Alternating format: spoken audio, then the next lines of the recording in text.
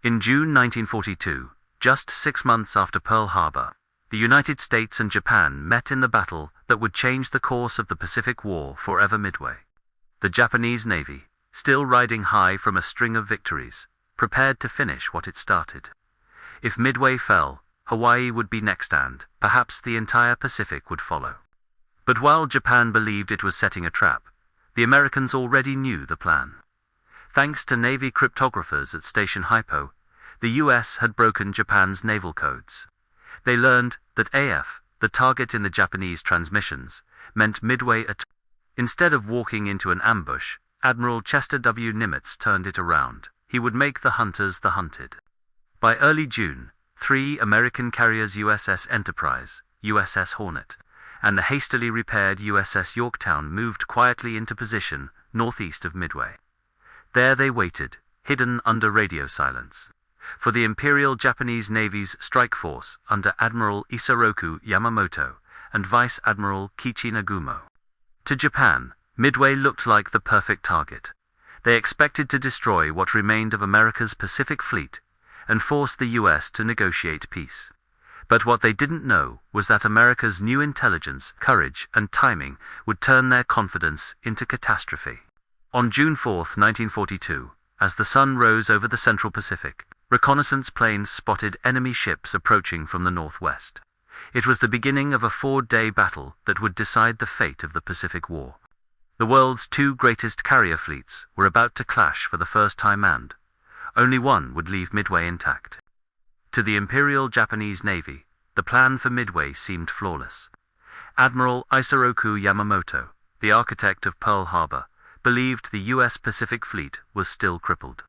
His strategy was simple: lure out the remaining American carriers, destroy them in one decisive blow, and end the war before America's industrial power could fully awaken. The operation was massive. 4 of Japan's elite carriers, Kaga Sagai, Kaga Soryu, and Hiryu, formed the core of the striking force. Each was a veteran of Pearl Harbor and carried some of Japan's best pilots. Supporting them were 2 battleships, heavy cruisers and destroyers spread across a vast area of ocean. It was the largest concentration of naval air power the world had ever seen. But the Japanese plan had one fatal flaw: they believed they were striking by surprise. In reality, US Navy codebreakers had already cracked Japan's top-secret communications system, JN-25. Working in dark, cramped rooms in Pearl Harbor, a small group led by Commander Joseph Rochefort pieced together enough fragments of coded messages to realize that AF, the next target, meant Midway. To confirm it, they used a clever deception. The Midway base was ordered to send an unencrypted radio message reporting that its water purification system had broken. Within hours, Japanese intercepts reported that AF was short of fresh water.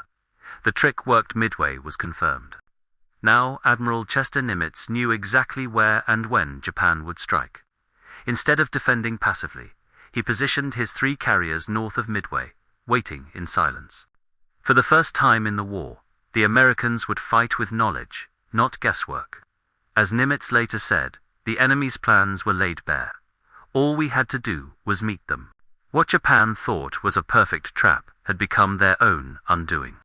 By late May 1942, 2 armadas were racing toward destiny, each unaware of just how close the other really was. Admiral Yamamoto's combined fleet, spread across the Pacific, steamed eastward with over 200 ships, determined to crush the last of America's carrier force. The Japanese strike group under Vice Admiral Kichi Nagumo, the same commander who had led the Pearl Harbor attack, carried the pride of Japan's naval air arm.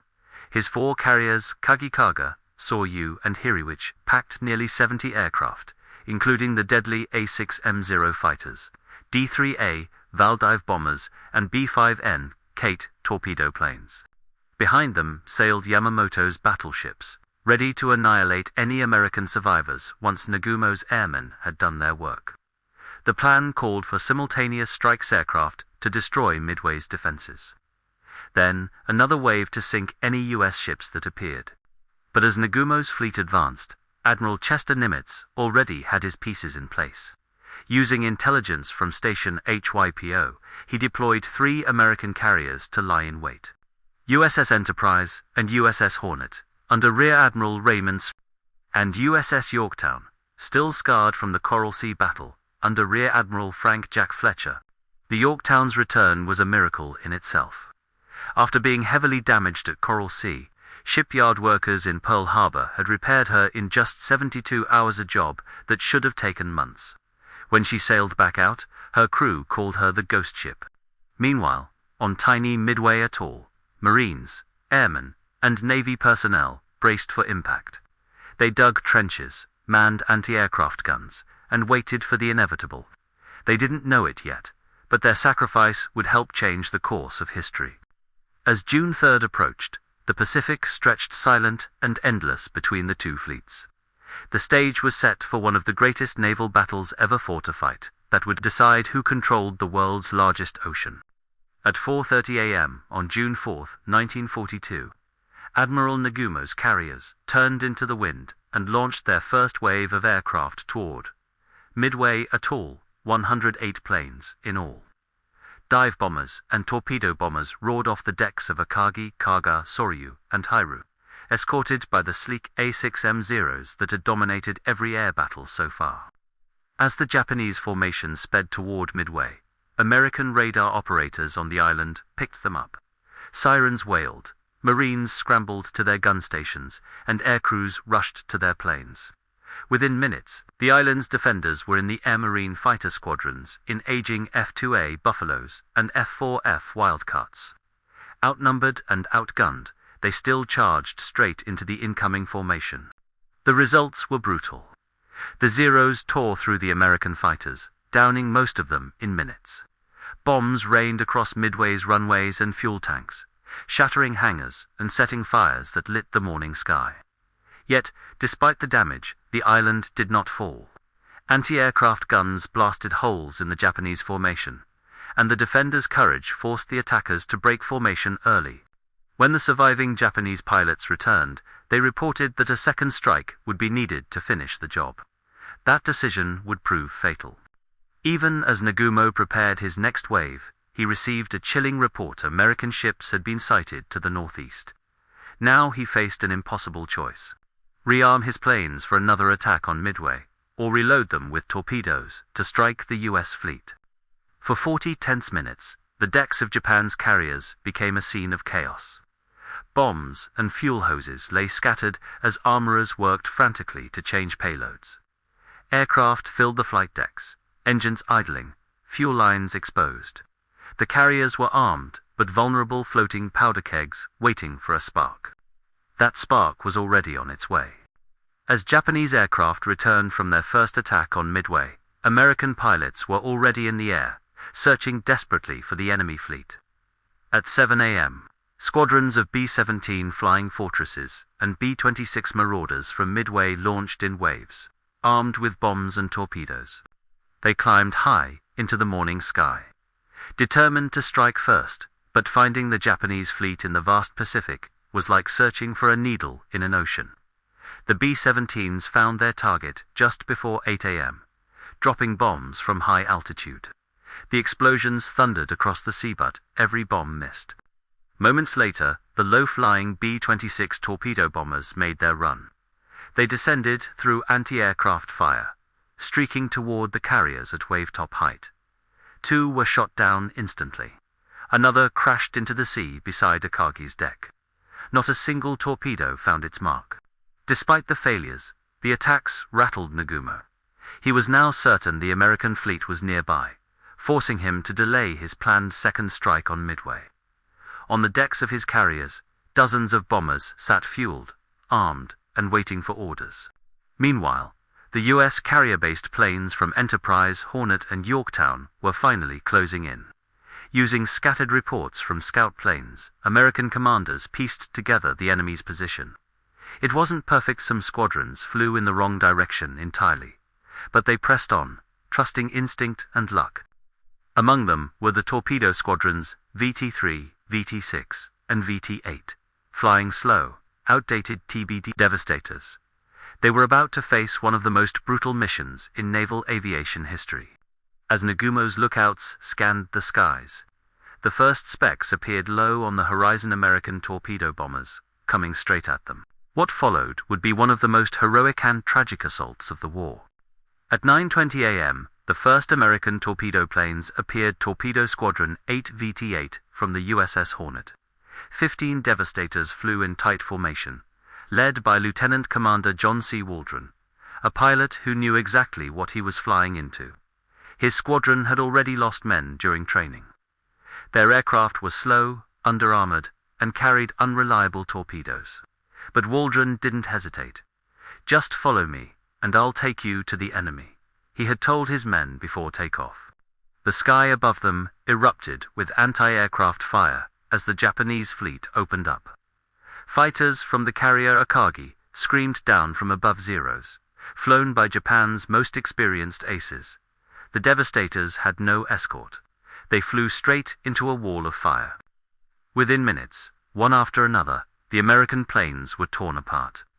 Flames and smoke trailed across the water as Zeros picked them off with ease. Waldron's radio fell silent. All 15 were shot down. Only one man, Ensign George Gay, survived, floating in the ocean for hours as the battle raged overhead, watching history unfold. Then came Torpedo Squadron 6 VT-6 from the USS Enterprise. They attacked next, just as bravely and with the same result. Not a single torpedo hit its target. Most of the squadron was destroyed before even reaching torpedo range. Moments later, VT-3 from the USS Yorktown made their run. They too were massacred by Zeros and ship gunners. The attacks had achieved no damage at all yet. Their sacrifice changed everything. The Japanese fighters, drawn low to engage the torpedo planes, left the skies above temporarily undefended. The Zeros were out of position, low on fuel, and the Japanese carriers were vulnerable. High above the clouds, unseen by Naguma's fleet, American dive bombers from the Enterprise and Yorktown were closing in. Their timing would be perfect. At 10:20 a.m., with the sky still filled with smoke and debris from the torpedo attacks, the U.S. Navy's dive bombers finally appeared over the Japanese fleet. It was pure chance and perfect timing. 2 squadrons, VB-6 and VS-6 from the USS Enterprise, led by Lieutenant Commander Wade McClusky, had been searching for hours. Running low on fuel, McClusky made a critical decision. He spotted a lone Japanese destroyer, Arashi, racing north, unaware that it was actually returning to the fleet after chasing a U.S. submarine. McClusky followed it, and within minutes, the vast formation of Japanese carriers appeared below him, like targets on a map. The Japanese were completely unprepared. Their decks were cluttered with refueling hoses, bombs, and torpedoes. Crews were in the middle of rearming planes for a second strike. It was the most vulnerable moment imaginable. At 10:22 a.m., McClusky's dive bombers peeled off in perfect formation, screaming down from 20,000 feet. The target, the carrier, Kaga. Bombs struck her full-length flight deck in rapid succession. Flames engulfed the ship within seconds. Nearby, another squadron, led by Lieutenant Richard Best, aimed at Akagi, the flagship of Admiral Nagomo himself. Best's bomb hit directly near the center of Akagi's flight deck, right beside her fuel hoses and loaded aircraft. The explosion ripped through the hangars, igniting everything inside. Within minutes, both Kaga and Akagi were burning beyond saving. Moments later, a separate wave of dive bombers from the USS Yorktown struck Soryu. 3 bombs penetrated her deck, one detonating in the engine room, another near the bridge. Within 5 minutes, Soryu was ablaze, her crew abandoning ship. In just 6 minutes, 3 of Japan's 4 frontline carriers were turned into flaming wrecks. The Japanese Navy, which had dominated the Pacific since Pearl Harbor, was now in ruins. By 10:30 a.m., 3 of Japan's proudest carriers, Akagi, Kaga, and Soryu, were burning uncontrollably. Black smoke rose thousands of feet into the air, visible for miles.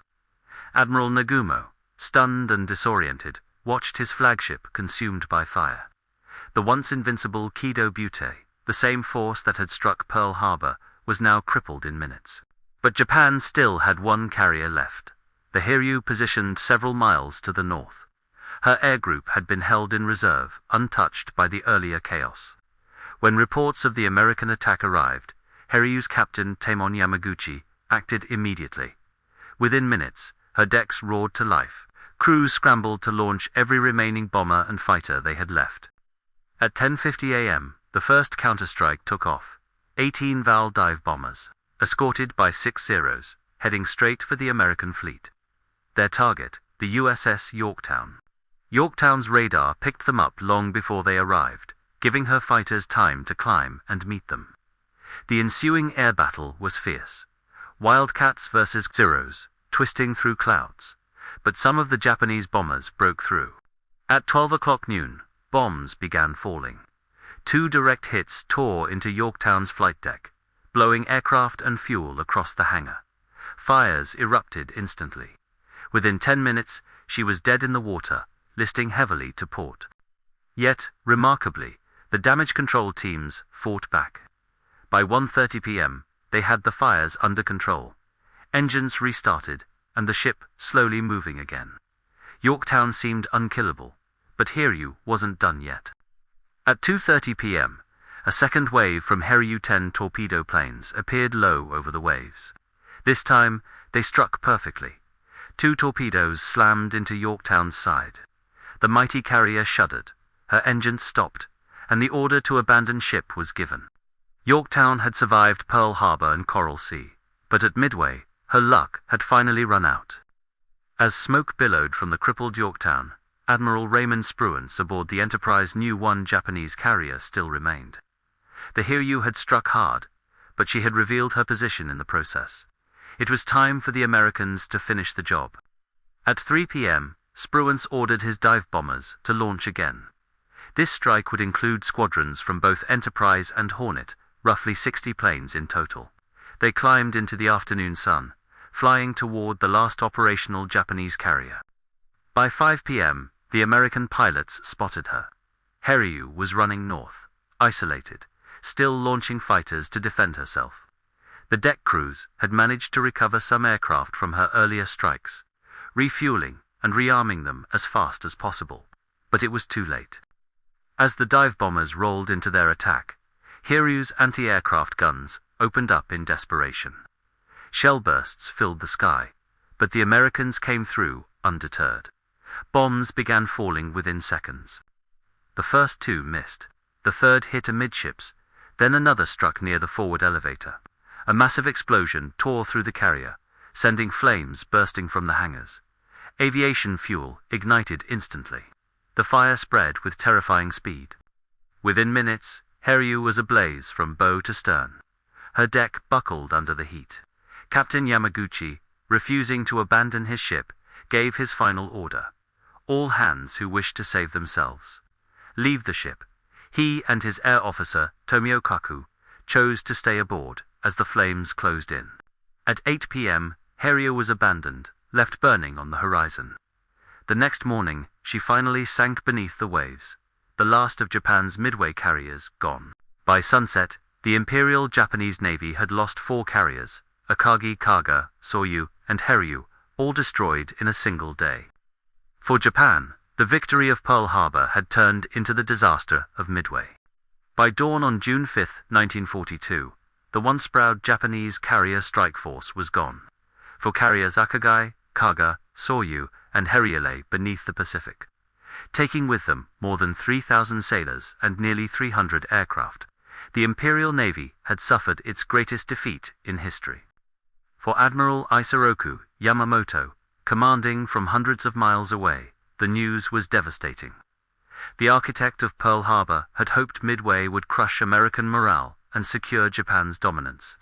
Instead, his most powerful fleet had been destroyed. Yamamoto initially ordered his battleships and cruisers forward for a night engagement. Desperate to salvage honor, but logistical chaos, fatigue, and fear of American airstrikes forced him to retreat. On the American side, the victory came at a cost. The carrier Yorktown, crippled by bombs and torpedoes, was still afloat, and efforts to save her continued. For 2 days, repair crews battled to keep her alive.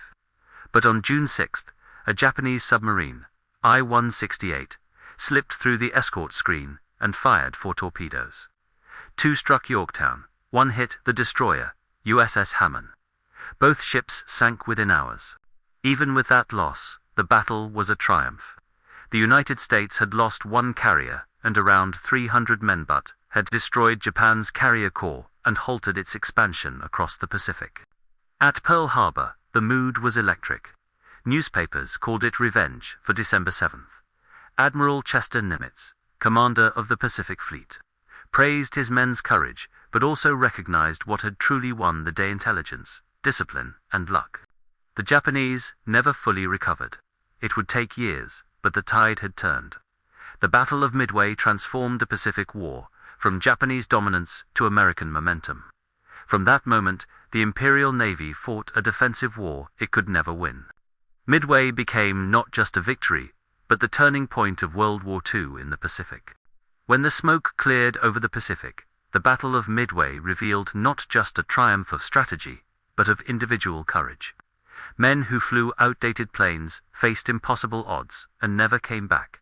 Their names became legend. At the top of that list was Lieutenant Commander John C. Waldron, leader of Torpedo Squadron 8 from the USS Hornet. Flying obsolete TBD Devastators, Waldron led 15 planes straight into a wall of enemy fire without fighter escort. Every one of his pilots was shot down except Ensign George Gay, who watched from the water as the dive bombers later destroyed the Japanese carriers. Waldron's sacrifice, though tragic, was not in vain. It pulled enemy fighters away from the skies just long enough for the dive bombers to strike. Wade McClusky from the USS Enterprise showed equal heroism in the air. With fuel running low, he made the critical decision to follow a lone Japanese destroyer, a choice that led him straight to the enemy fleet. His decision changed the entire battle. Then there was Lieutenant Richard Halsey, Best, who personally scored 2 of the most decisive hits of the battle, one on Akagi, the flagship, and another on Hiryu, despite inhaling toxic fumes during the attack that would end his flying career. Best stayed in formation until the mission was complete. On the ground, intelligence officers like Joseph Rochefort and his cryptographic team at Station HYPO made victory possible long before the first bomb fell. By breaking Japan's naval code, they allowed Admiral Chester Nimitz to position his carriers exactly where they needed to be. And finally, there were the sailors, mechanics, and fire crews who fought to keep the ships operational under bombardment. Men who patched flight decks, loaded ammunition, and saved countless lives. The Battle of Midway wasn't just won by admirals or machines. It was won by ordinary men doing extraordinary things. In the days following the Battle of Midway, the scale of the victory began to sink in. What had started as a desperate gamble for the U.S. Navy had ended in one of the most decisive battles in naval history.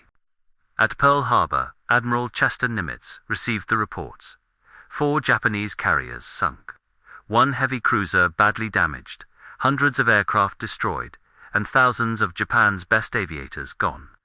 For the first time since the war began, the American people could finally feel hope. In Japan, the mood was entirely different. The Imperial Navy attempted to hide the defeat from the public, reporting only that a few ships were lost. But within the naval command, the truth was undeniable. Japan had lost the core of its offensive power. Those 4 carriers were the same ones that had struck at Pearl Harbor 6 months earlier. Now, they lay at the bottom of the sea. The blow was more than material. It was psychological. Japan's aura of invincibility was shattered. Its naval air crews, trained for years before the war, were irreplaceable. Even as new carriers were built, they could never match the experience or skill of the men lost at Midway. For the United States, Midway marked the beginning of a relentless counteroffensive. The victory gave America the momentum to move forward into the Solomon Islands, Guadalcanal, and eventually across the Pacific itself. The balance of power had shifted permanently. Historians often describe Midway as the turning point, and for good reason. It wasn't just a victory of ships or tactics. It was proof that intelligence, courage, and sacrifice could overcome superior numbers and experience. From that June day in 1942 onward, the Japanese Empire was on the defensive, and the road to Tokyo had quietly begun. Long before the first bomb fell, the Battle of Midway was being fought in silence in the cramped, secret rooms of U.S. Navy intelligence. The victory at sea was possible only because of the unseen war being waged by cryptologists thousands of miles away.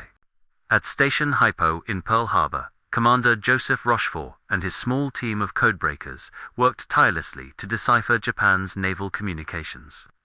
The Japanese used a complex code called JN25, constantly updated and believed to be unbreakable. But Rochefort's team had been analyzing it for months, and by May 1942, they began to suspect that Japan's next operation would target a location they called simply AF. To confirm it, Rochefort and his analysts devised a clever ruse. They instructed Midway's base to send an unencrypted message claiming that its water desalination plant had broken down. Within hours, Japanese radio intercepts reported that AF is short of water. That was the proof Nimitz needed. Japan was coming for Midway. Armed with this intelligence, the U.S. Navy positioned its carriers northeast of the atoll, ready to ambush the Japanese fleet. It was one of the most brilliant acts of deception and analysis in the history of warfare. Rochefort's contribution remained secret for decades. After the battle, he received little recognition, and some senior officers even downplayed his role. Only years later did historians reveal how close the Americans had come to disaster and how his team's insight changed the course of the Pacific War. Without those codebreakers, the carriers Enterprise, Hornet, and Yorktown might never have been in position. The battle that turned the tide of World War II might have been a devastating defeat instead of a stunning victory. The men at Station HYPO never fired a shot, but their work saved thousands of lives. The Battle of Midway was far more than a clash of ships and planes. It was a lesson in how wars are truly won. Every decision, every risk, and every mistake on both sides revealed the changing nature of modern warfare. For Japan, Midway exposed the limits of overconfidence. After 6 months of unbroken victories from Pearl Harbor to Singapore, the Imperial Navy had come to believe it was unbeatable. Their tactics were bold, but rigid. Their command structure left no room for improvisation. When chaos struck, as it did on June 4, 1942, they couldn't adapt quickly enough. The arrogance of success became their downfall. For the United States, Midway was proof that technology, training, and intelligence could overcome even the most seasoned opponent. The combination of code-breaking, radar, and disciplined carrier tactics turned the tide of battle. Even after the loss of Yorktown, the U.S. Navy showed that resilience and preparation mattered more than numbers. It also demonstrated the critical importance of air power. Battleships, once the pride of every navy, played almost no role at Midway. The fight was decided by aircraft launched hundreds of miles apart. From that day on, the aircraft carrier became the true capital ship of modern navies. The courage of the torpedo squadrons, the precision of the dive bombers, and the brilliance of the intelligence teams proved what Admiral Nimitz later said best. They did their duty, as they saw it, without hesitation, without fear, and without fail. Midway reshaped naval strategy forever. It marked the end of Japan's expansion and the beginning of America's long road west, one island, one battle at a time, toward ultimate victory in the Pacific. 80 years later, the Battle of Midway still stands as one of the most studied and revered victories in American military history. It was not only a triumph of courage, but a defining moment that reshaped the balance of power in the Pacific and the course of World War II itself. For the United States, Midway symbolized something larger than a single victory. It was proof that, even after Pearl Harbor's devastation, America could strike back harder and smarter. The men who fought at Midway turned fear into determination and desperation into resolve. Admiral Chester W. Nimitz, reflecting on the battle, credited the brave and brilliant actions of countless individuals, pilots, sailors, mechanics, and intelligence officers. Many of them were barely out of high school, fighting thousands of miles from home. Their courage changed history. The victory also had long-term consequences. Japan's carrier fleet, once the most powerful in the world, was never rebuilt to its former strength. The loss of its elite aircrews crippled the Empire's ability to defend its vast territory. From Midway onward, Japan's war became a struggle for survival. The US Navy, meanwhile, gained momentum that would carry it through the brutal campaigns of Guadalcanal, the Philippine Sea, and Leyte Gulf. Many of Midway's veterans would go on to lead those later battles there, experience becoming the foundation of victory. In the decades that followed, historians would debate strategy and timing, luck and leadership. But one fact remained beyond argument. Midway was the turning point, the moment when the Pacific War shifted irreversibly in America's favor. For the men who fought there, it was never about glory. It was about duty, honor, and doing what had to be done. For decades, the ships and planes lost at Midway remained hidden in the depths of the Pacific, silent witnesses to one of history's most decisive battles. Then, in the 21st century, technology and determination brought their stories back to light. In 2019, explorers from the RV Patrol, a research vessel funded by Paul Allen's foundation, began scanning the ocean floor northwest of Midway Atoll. Using remotely operated vehicles, ROVs, and sonar mapping, they made astonishing discoveries. Nearly 17,000 feet below the surface, they located the wreck of the USS Yorktown, sitting upright on the seabed, her hull still bearing the scars of battle. Nearby, the twisted remains of Japan's carriers, Kaga, Akagi, and Soryu, were found in astonishing condition. Bomb craters, ruptured hangars, and scattered aircraft told the story of their fiery end. The sites were treated as sacred war graves, resting places for the thousands of sailors who never returned home. Each discovery reignited public interest in the battle. For historians, it offered tangible proof of the stories that had long lived in archives and memories. For families of the fallen, it brought closure, a confirmation that their sacrifice had not been forgotten. Today, the Battle of Midway's legacy endures, not just in history books, but beneath the waves, where steel and coral preserve the memory of a generation's courage. At Midway, bravery met destiny. What began as a desperate defense became the moment America seized the initiative, a turning point that would lead, 3 years later, to Tokyo Bay. The ocean still keeps its secrets, but some, like those of June 1942, will never fade from memory.